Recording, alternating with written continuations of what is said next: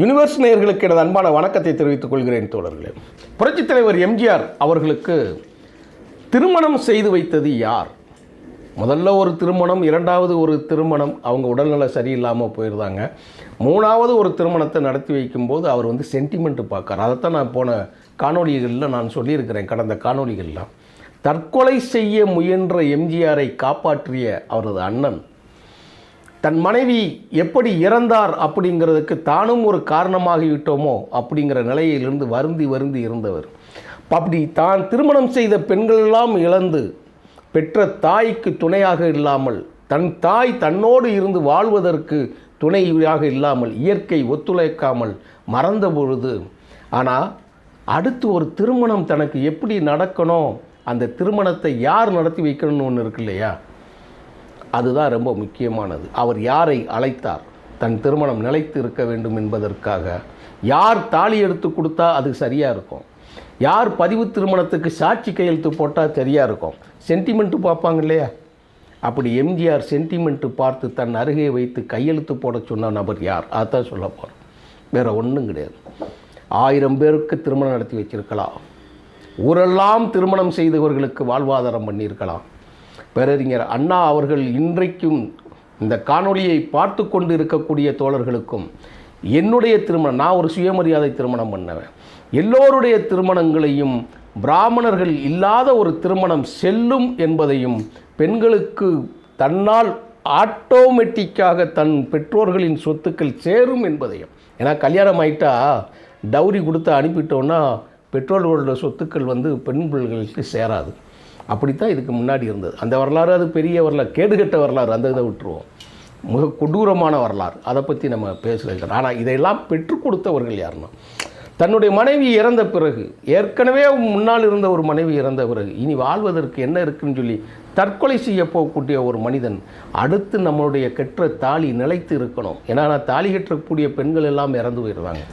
நீங்கள் நான் அந்த காணொலியில் ரொம்ப முக்கியமான உணர்ச்சிகரமான விஷயம் தொடரும். எம்ஜிஆர் அவர்கள் பின்னாடி யாரோடு இருந்தது இன்னொருடைய மனைவியை திருமணம் செய்து கொண்டான்னு சொல்லி சொல்லுவாங்க. அப்படி கிடையாது. அது ஏன், எதற்கு அப்படிங்கிறது ரொம்ப முக்கியமானதாக ஒன்று இருக்கும். ஏற்கனவே 2 மனைவிகள் துள்ள துடிக்க பரிதவிச்சு இறந்ததை நினைத்து அவரே சாகுவதற்கு முயற்சி செய்தார். ஆனால் தன்னை காதலித்தவரைத்தான் அவர் திருமணம் செய்து கொண்டார். யார் மூலமாக? அவர் மிகப்பெரிய மதிப்பு வச்சிருக்கக்கூடியது. அந்த விவரத்தை நான் சொல்கிறேன். ராஜமுக்தின்னு ஒரு படம், எம்ஜிஆர் பழைய படம் ராஜமுக்தி. அந்த படத்தை ஷூட்டிங் ராஜஸ்தானில் நடந்துக்கிட்டு இருக்கு. ஒரு மனிதனோட வரலாறு எப்படி போகுது பாருங்களேன். அது வெற்றி பெற்ற பிறகு தேடி தேடி தேடி போய் நம்ம எதையெல்லாம் பேசி பதிவு செய்ய வேண்டியிருக்கு பாருங்க. ஒரு மனிதன் நிலை பெறுவதற்கு குடும்பம் ரொம்ப ரொம்ப முக்கியமானது. அந்த குடும்பம் சரியாக அமையவில்லை என்றால் அவருடைய வாழ்க்கையில் அவங்க செட்டில் ஆக முடியாது, உயர்ந்த இடத்துக்கும் வர முடியாது. அப்போது அது எங்கே அமையுது? இது எம்ஜிஆரோட புராணங்களை மட்டுமா, நமக்கும் சேர்த்து தான் சொல்கிறேன். நமக்கும் ஒரு பாடம். அது எப்படி குடும்பத்தை அமைத்து கொள்ள வேண்டும்ங்கிறது தான் ஒரு பாடம். எங்கனக்குள்ள 3 முடிச்சு அமையும் அதுவும் தெரியாது நம்ம. இப்போ ராஜமுக்திங்கிற படம் ராஜஸ்தான் ஷூட்டிங்கில் நடக்குது. ராஜஸ்தானில் அங்கே ஒரு அரங்கம், ஷூட்டிங் அரங்கம், அதுக்கு பேர் பிரபாத் ஸ்டுடியோங்கிறது. அந்த இடத்தில் தான் ஒரு பொறி தோன்றுகிறது. அங்கே கதாநாயகன் யாருன்னா தியாகராஜ பாகவதர். கதாநாயகி யாருன்னு கேட்டால் ஜானகி. நம்ப முடியுதா? பாகவதர், ஜானகி. அங்கே சாதாரண ஒரு தளபதி கேரக்டருக்கு போகிறவர் தான் எம்ஜிஆர். அங்கே போகிறார். அந்த முதல் காதல் அவங்க பார்த்த உடனே அவங்களுக்கு ஒரு காதல். ஜானகிமார் பின்னணி நமக்கு தேவையில்லை, அதை பேசினோம்னா அது பெருசாக போகலாம். அது முறையாக நடந்தது, அதற்கு காரணம் இருந்தது, ரைட், ஓகே. அங்கே ஒரு காதல் நடக்கும். சரி, இந்த காதலை சொல்லி ஒப்புதல் வாங்கணும் இல்லையா? அதை யாருக்கிட்ட சொல்கிறேன்னா, மதிப்புமிக்க தமிழ்நாட்டில் மிக மிக மதிப்புமிக்க ஒரு குடும்பம், பாபநாசம் சிவன்கிறவர். அவருடைய உடன் பிறந்த அண்ணன். நான் இப்போ என்னால் சொல்ல முடியும், அதை உங்களுக்கு ஒரு ஆதாரத்தை காட்டணுங்கிறதுக்காக இந்த ஆதாரத்தோடு உங்களுக்கு பேசுகிறேன். அந்த வரியை நான் வாசித்தே காட்டுகிறேன் தோழர்களே, ரொம்ப முக்கியமானது. தாங்கள் திருமணம் செய்ய விரும்புவதை யார்கிட்ட போய் சொல்கிறாங்கன்னா, முதல்ல பாகவதர்கிட்ட போய் நேரடியாக சொல்கிறாங்க. நான் சொன்னேன்ல, எம்ஜிஆர் அவர்கள் பாகவதர் மேலே, தியாகராஜ பாகவதர் மேலே, எம்கேடி மேலே உயிரை வச்சிருக்கக்கூடியவர். அவர்கிட்ட தான் பெர்ஃபெக்ஷனை கற்றுக்கிட்டவர். அப்படிப்பட்ட ஆள்கிட்ட போய் துணிச்சலாக போய் சொல்கிறாங்க, நான் இந்த மாதிரி நாங்கள் 2 பேரும் விரும்புகிறோம் அப்படின்னு. சரியாப்பா வீட்டில் பெர்மிஷன் கேட்டுக்கிட்டீங்களா, அவங்ககிட்டலாம் பேசுகிறீங்களான்னு கேட்கும்போது, இல்லை அதை நீங்கள் தான் எங்களுக்கு ஒத்துழைப்பு தரணுங்கிறாங்க. அன்னைக்கு பாகவதர் மாபெரும் the king of king, super ஸ்டாருக்கெல்லாம் சூப்பர் ஸ்டாராக இருந்தக்கூடியவர். அவர் பாருங்களேன், ஒரு எளிய ஒரு நடிகன், ஒரு கேரக்டர் நடிகன். அப்போ எப்பேற்பட்ட மனிதர்களாக இருந்திருக்காங்க பாருங்கள். ஒரு சாதாரண ஒரு கேரக்டர் ரோல் பண்ணக்கூடிய ஒருத்தருக்கு போய் நம்ம போய் என்ன பண்ணுறது அப்படின்ட்டு, அப்படியா பா அப்படின்னு சொல்லி கூட்டு போய், மிக முக்கியமான குடும்பம், அதை நான் வாசித்தே காட்டிடுறேன், சொன்னால் இதுகளில் இருக்கணும். பாகவதர் படங்களில் பாட்டு எழுதி வரும் பாகவதரின் நெருங்கிய நண்பர் பாபநாசம் சிவன். நான் முன்ன சொன்னேன் இல்லையா, பாபநாசம் சிவன் அவர்களின் அண்ணன் ராஜகோபால் ஐயரின் மகள் தான் ஜானகி. புரிஞ்சவங்களுக்கு, அரசியல் புரிஞ்சவங்களுக்கு இந்த வார்த்தை புரியும். பாபநாசம் சிவன் யார்? அவங்க அண்ணன் ராஜகோபால் ஐயர். ராஜகோபால் ஐயரோட பொண்ணு தான் ஜானகி. இவங்க பின்னணியை நீங்கள் எடுத்து போனீங்கன்னா அது போய் கேரளாவில் அங்கே போய் முடியும். நீங்கள் கேரளாங்கிறது சென்னை மாகாணத்தோடு நீங்கள் சேர்க்கணும், அது வேண்டாம், ஒன்றா போகணும். சரி, இப்போ சொல்லியாச்சு இல்லையா, இது எங்கே இருக்குது கேட்டாச்சு. நான் வழக்கம் போல் உங்களுக்கு சொல்கிறேன், பக்கம் 94 95 அதில் வந்து நான் கடைசியாக அந்த வரியை காட்டுறேன். நான் வந்து உங்களுக்கு நான் சொல்கிறேன். சரி, இப்போ கல்யாணம் முடிஞ்ச உடனே பாகவதர் போன உடனே அவர் என்ன பண்ணுறாருன்னா, நேரடியாக கூப்பிட்டு வந்து அந்த இடத்துல 2 மாலையை வாங்குறாரு. வாங்கயா 2 பேரும் மாலை மாற்றிக்கோங்க. மாலை மாற்றியாச்சு, வச்சாச்சு, கல்யாணத்தை முடித்து பண்ணல. ஒரு முறையான, அதாவது முறையான திருமணம் இல்லாமல் 2 பேருக்கும் ஒரு நிச்சயார்த்தம் பண்ணுற மாதிரி பாகவதர் பண்ணி வச்சார். ராசியான நபரோட கை அப்படிங்கிற மாதிரி. அதனால்தான் பூவும் பொட்டுமாக, நான் சென்டிமெண்ட்டாக சொல்கிறேன், இதில் எனக்கு உடன்பாடு இருக்கான்னு சொல்லி எனக்கு கேட்கக்கூடாது, எனக்கு அது வேறு. பூவும் பொட்டுமாக இருக்கையில் எம்ஜிஆர் மறைந்தார் அப்படிங்கிற. மனைவி இருக்கிறதுக்கு முன்னே மறந்தார். ஆனால் மனைவிக்கு முன்னால் இவர் இறந்ததினால் வரலாற்றில் பதிவு செய்யப்படுகிறது. மனைவிக்கு பிறகு, மனைவி இறந்து இவர் இருந்திருந்தாலும் ரொம்ப கஷ்டப்பட்டுருக்கணும். சென்டிமெண்ட்டு, அதனால தான் நான் சொல்கிறேன், சென்டிமெண்ட்டை சொல்கிறேன். அது யார் அவர் கொண்டு போகிறாருன்னா, பாகவதர் கையால் கல்யாணம் முடிச்சு வைக்கிறார், மாலையை மாற்றிக்கிறாரு. சரி, ரைட்டு, முடிஞ்சிருச்சு. இந்த இடத்துல ஒரு முக்கியமான ஒரு செய்தி சொல்கிறேன். இப்போ சென்னைக்கு வந்து இப்படியே இந்த செய்தி காட்டு தீயாக போகுது. காட்டு தீயாக போகும்போது ஒரு பத்திரிகை நிருபர், பேர் கூட சொல்ல முடியும், இதழியல் கூட நம்ம சொல்ல முடியும், அவர் வந்து கூட்டு போய் இந்த இப்போல்லாம் கிசு எழுதுகிறாங்க இல்லையா, அது மாதிரி ஒரு கிசு எழுதி போட்டாங்க. நான் ஆதாரம் இருக்கிறத தான் சொல்கிறேன், இல்லாத நான் சொல்லலாம்.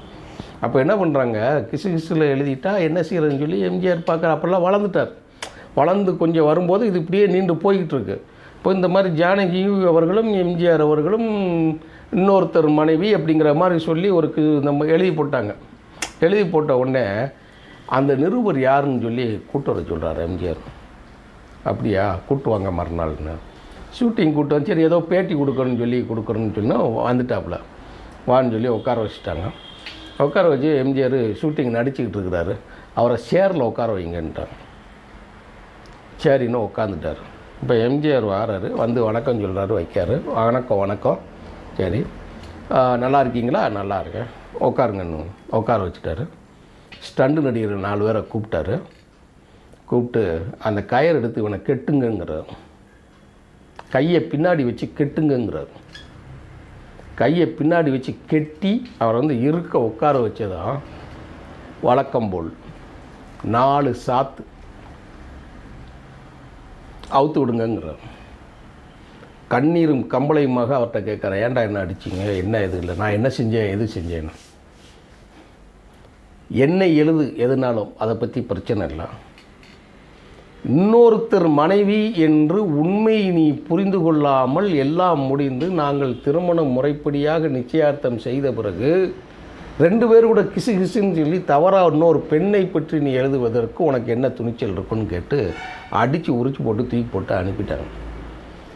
நீ என்ன எழுது, என்ன சினிமா துறையை விட்டு விலகி தனியாக நிற்கக்கூடிய ஒரு பெண்ணை பார்த்து எழுதுனது தவறு அப்படின்னு சொல்லி அவரை அடித்து மாற்றினார். அதெல்லாம் சரி, இந்த மாதிரி பிரச்சனை வருது இல்லையா, இப்படி தொடர்ச்சியாக பிரச்சனை வந்துக்கிட்டு இருக்குன்னா முறைப்படி வெளிப்படையாகவே கல்யாணம் முடிச்சிடுவோம் முடிவு பண்ணுறார். அப்போ என்ன செய்கிறனோ, ஒன்றா இருக்கக்கூடிய சூழல் வரும்போது அப்போ தான் நம்பக்கூடிய ஒரு ஆளை சொல்கிறாரு. அவர் தான் சாண்டோ சின்னப்பா தேவர். அவர்கிட்ட தான் போய் நிற்கிறார். அண்ணே, அரிசி கொடுத்தவர் இல்லை, 10 ரூபா பணம் கொடுத்தவர் இல்லையா, தனக்காக வந்து என்ன வேண்டாலும் செய்யக்கூடிய தான் நம்புகிறதில் ஒருத்தர் இல்லையா அவரை கூப்பிட்டு சென்டிமெண்ட்டு கூப்பிட்டு யாரை வச்சு கூப்பிட்றாருன்னா கையெழுத்து போடுங்கண்ணே, நீங்கள் தான் எங்களுக்கு கல்யாணம் நடத்தி வைக்கணும். எப்படி புகைப்படத்தை காட்டட்டுமா? அந்த புகைப்படத்தை இப்போ நான் காட்டுறேன். வச்சு கல்யாணம் பண்ணி வச்சு முறையாக பதிவு செய்யும்போது அதில் சாட்சி கையெழுத்து போட்டவர் சாண்டோ சின்னப்பா தேவர், தேவர் ஃபிலிம்ஸோட அதிபர். அப்போது 2 பேரும் மாலையை மாற்றிக்கிட்ட தேவர் கையால் எடுத்து கொடுத்து மாலை போட்டு அவர்கள் இருக்கக்கூடிய படம் தான் இப்போ உங்களுக்கு காட்ட போகிறேன். இந்த படத்தை நீங்கள் ரொம்ப அபூர்வமாக பார்க்கலாம். இது அதிகாரப்பூர்வமாக வெளியிட்ட படம் என்பதை நான் சொல்கிறேன். பாருங்க.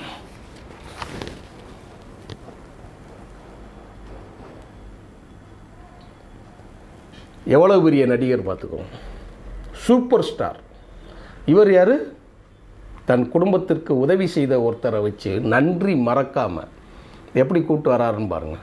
2 பேரையும் நிற்க வச்சு மாலை போட்டு பதிவு திருமணம் கையெழுத்து போட்டு சாட்சி கையெழுத்து போட்டவர் சாண்டோ சின்னப்பா தேவர். இதெல்லாம் வெளியில் நீங்கள் செய்திகளாக கேள்விப்படலாம், எங்கேயும் நீங்கள் பார்த்துருக்கலாம், அப்படி இப்படின்னு இருக்கலாம். ஆதாரப்பூர்வமாக நீங்கள் பேச முடியாது. அதுக்குத்தான் உங்களுக்கு செய்தியாக நான் சொல்லுகிறேன். இது நக்கீரன் வெளியிட்டிருக்குது. பக்கம் வந்து 94, 95 இந்த புகைப்படம். 93 இது ஆரம்பிக்குது. எம்ஜிஆர் ஜானகி திருமணம் தேவர் சாட்சி பக்கம். இந்த செய்திகளை நீங்கள் எங்கு வேணாலும் எடுத்து பேசுங்கள் தோழர்களே. முக்கியமான செய்திகள் எதுக்கு ஆவணப்படுத்துறதுன்னா, ஊருக்கே சோறு போட்டாலும் எல்லோருக்கும் திருமணம் நடத்தினாலும் எத்தனையோ பேர் வாழ்க்கையில் குடும்ப குத்து விளக்கை ஏற்றி வைத்தாலும் தன் குடும்பம் யாரால் ஏற்றி வைக்கக்கூடிய நம்புற யார் இருக்கா இல்லையா, அதான் எம்ஜிஆர். அதான் நேற்று காலையில் கூட நான் போட்டிருக்கிறேன், தன்னை நம்பியவரை கைவிட மாட்டார் கடைசி வரை எம்ஜிஆர் அப்படிங்கிற சொல்கிறதும். அப்பேற்பட்டு தன் காலம் வரை வாழ்ந்து மறைந்த ஒரு மனிதனுக்கு சாட்சியாக நின்று கையெழுத்து போட்ட சொர்க்கத்துக்கு சொந்தக்காரரோட குடும்பம் எங்கே போச்சு, தேவர் குடும்பம் எங்கே போச்சுங்கிற வரலாறை பின்வரும் காணொளிகளில் எதுவும் சந்தர்ப்பம் வந்தால் நான் சொல்லுகிறேன். யாருக்காவது அதுக்கு சத்தின விஷயம் தெரிய வேண்டும் என்று கேட்டால் கமெண்ட்ஸில் யாராவது நீங்கள் கேள்வி கேட்டால் அந்த விவரத்தை நான் ஏன்னா நான் ஒரு போக்கில் போய்கிட்டு இருப்பேன். நான் அதிகாரப்பூர்வமாக என்னுடைய தலைமுறைகளுக்கு அடுத்த சந்ததியினருக்கு யாருக்காவது இளைஞர்களுக்கு போய் சேர வேண்டும் என்கிற தகவலைத்தான் நான் ஆதாரப்பூர்வமாகவே இதை கொடுத்துவேன். சும்மா ஒரு செய்தியை சொல்லி போட்டு போகிறது பெரிய விஷயம் இல்லை. அதுகளைத்தான் உங்களுக்கு பதிவு செய்கிறேன் தோழர்களே. எம்ஜிஆர் அவர்களுக்கு சாட்சி கையெழுத்து போடும் அளவிற்கு நம்பகத்தன்மையாக இருக்கக்கூடியவர் சாண்டோ சின்னப்பா தேவர். அதை புகைப்படமாக வைத்து எம்ஜிஆருடைய நினைவு இல்லத்திலே இருக்கிறது அந்த படம். மீண்டும் ஒரு முறை காட்டுகிறேன் தோழர்களே. எவ்வளோ அழகாக இருக்குது பாருங்கள். நன்றி, வணக்கம் தோழர்.